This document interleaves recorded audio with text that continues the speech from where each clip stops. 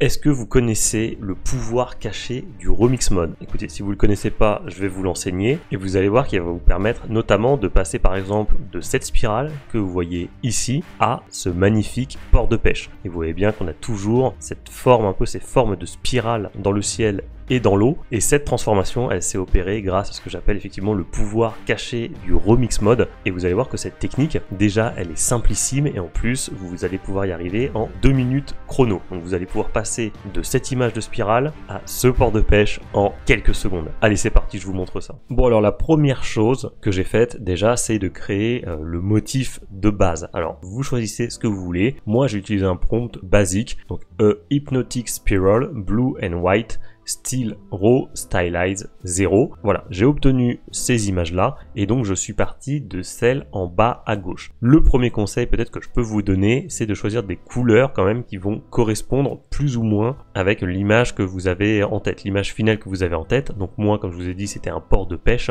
ce qui fait que le bleu de l'eau, forcément, voilà, va y avoir de l'eau, donc je le sais, et certainement les nuages blancs, des choses comme ça. Donc je suis parti avec une spirale bleue et blanche. Essayez de partir de base quand même avec des couleurs qui vont quand même correspondre à l'image finale que vous attendez. Et ensuite, on va faire un truc vraiment très simple, et vous allez voir, c'est pour ça que je vous disais que c'était simplissime comme astuce, c'est que là maintenant, le but du jeu, déjà ça va être d'activer le Remix Mode. Alors ça, bon, c'est très simple, mais je vous redis comment on fait, /remix comme ceci, vous faites entrer, et là, ça va activer le Remix Mode s'il n'est pas activé. S'il est déjà activé, ça va vous le désactiver. Donc faites attention. Et ensuite, il va falloir faire des variations subtiles. Donc Vary Subtle ici, ça va vous ouvrir une fenêtre, et là, le but, ça va être de remplacer le prompt initial par ce que vous voulez voir à la fin. Alors moi, en l'occurrence, ce que j'ai fait, c'est Fishing Village by the Sea, donc un port de pêche au bord de l'eau, en mode Niji 5 style scénique. J'ai mis un stylize de 1000, je prends ça, Vary Subtil comme ceci, j'entre ce prompt, là après vous faites ce que vous voulez, hein. Moi j'ai mis ces paramètres là, j'ai mis en Niji 5, donc Niji 5 c'est du style manga, style scénique, voilà, ça va vous donner des images bien contextualisées dans un beau décor, et un stylize de 1000, mais encore une fois là, c'est vous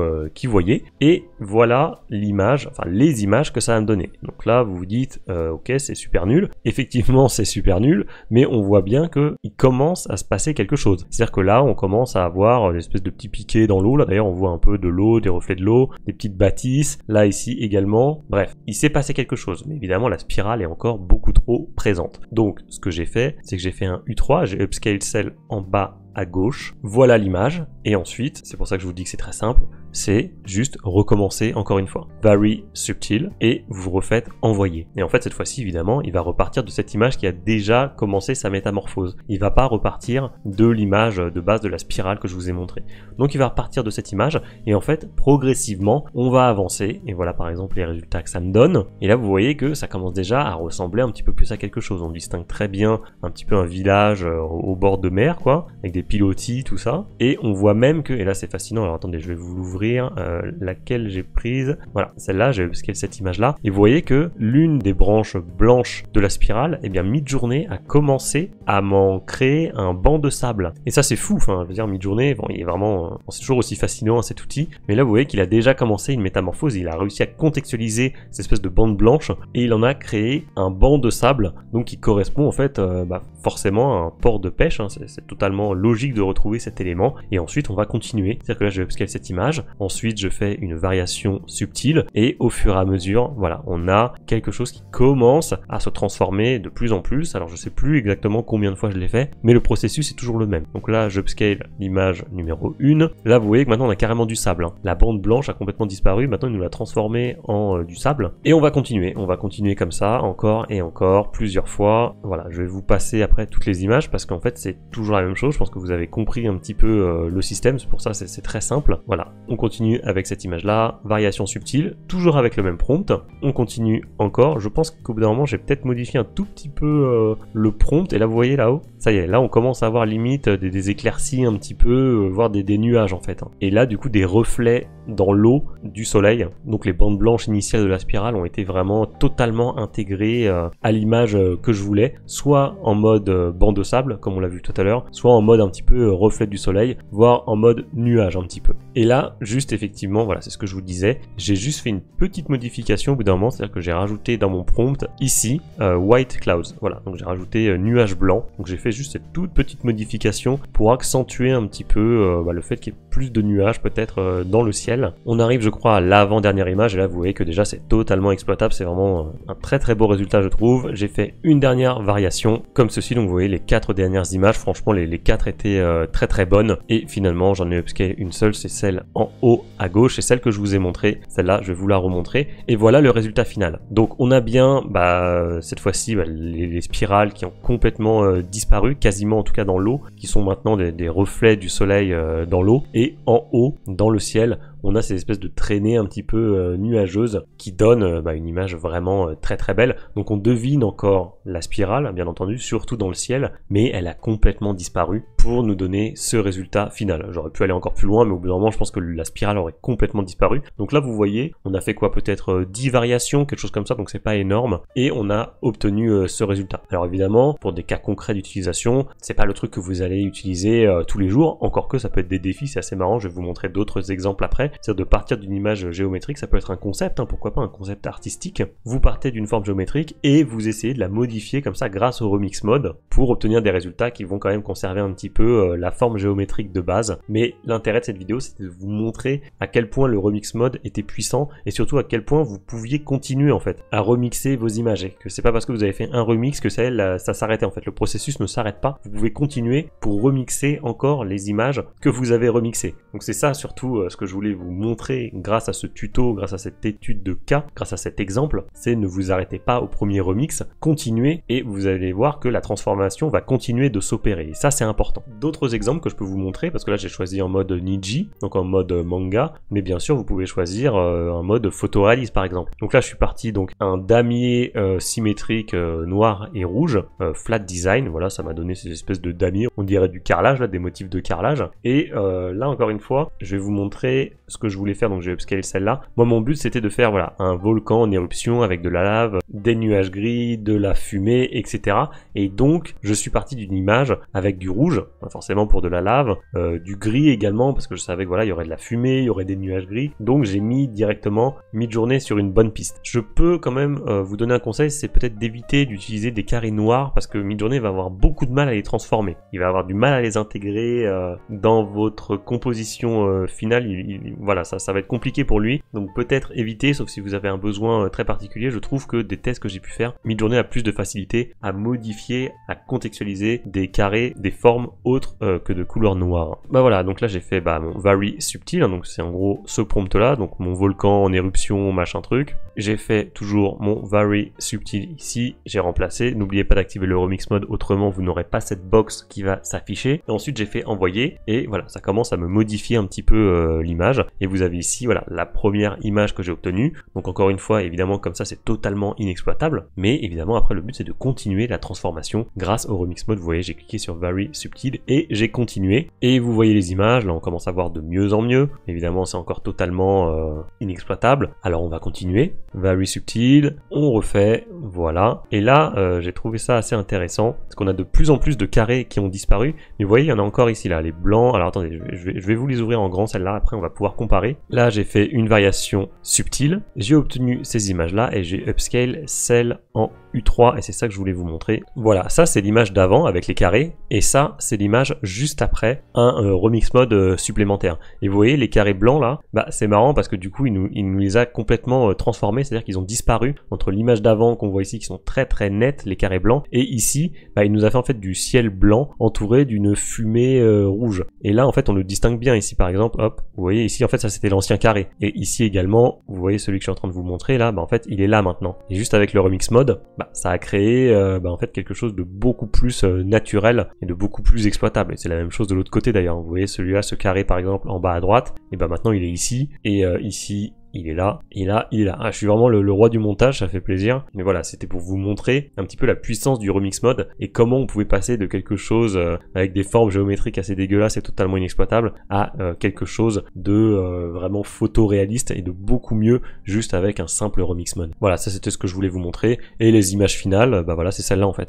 Donc rappelez-vous qu'on est parti d'un damier coloré rouge, gris, blanc et on est arrivé à cette image de volcan. Donc voilà la puissance un peu cachée du remix mode qui peut vous permettre de faire des choses absolument incroyables. Et alors ce que je vous disais tout à l'heure, justement par rapport à la couleur noire, il aura du mal à changer la couleur, mais bien sûr si dans votre image finale voulue il y a du noir, bah allez-y, ça posera pas de problème. Donc c'est pour ça que là je suis reparti, donc Hypnotic Figure, Black and White, Still Raw, Stylize 0. J'ai pris l'image de la spirale en bas à gauche, celle-là, celle qui était un peu bizarre. En fait je me suis dit je vais me lancer un défi, je vais voir un peu ce qu'il peut faire avec cette espèce de figure très étrange, et vous allez voir le résultat. Alors c'est parti un peu en live, je vais pas vous mentir, la fin est assez marrante, enfin c'est pas du tout prévu, mais bon voilà, je me suis fait plaisir, je vais vous montrer ce que j'ai fait. Et là le but c'était de faire The Milky Way, donc la Voie lactée. J'ai mis en EG5, Stylize 500, et voilà, la transition est en train de s'opérer doucement mais sûrement, donc je vous refais pas tout le processus. Variation subtile, The Milky Way, comme ceci, là je vous le remontre une dernière fois, même si ça fait 3 fois, mais bon c'est pas grave, au moins comme ça sera bien intégré. The Milky Way, envoyé, boum, vous avez votre grille de 4 images, vous upscalez celle qui vous plaît le plus et vous recommencez. Very subtil, The Milky Way, envoyé, etc. etc. jusqu'à ce que ça se transforme. Donc on va descendre, hop hop hop, on va continuer, et voilà, vous voyez que la transformation se fait et on est déjà sur quelque chose d'assez intéressant et de beaucoup plus exploitable que tout à l'heure. Et l'image finale que j'ai conservée, il me semble que c'est celle-ci. Voilà, donc on est parti de notre espèce de spirale vraiment bizarre noire et blanche et on est arrivé à cette espèce de voie lactée un peu sympa. Alors peut-être que ce que vous allez constater parfois, c'est que l'image sera pas d'une qualité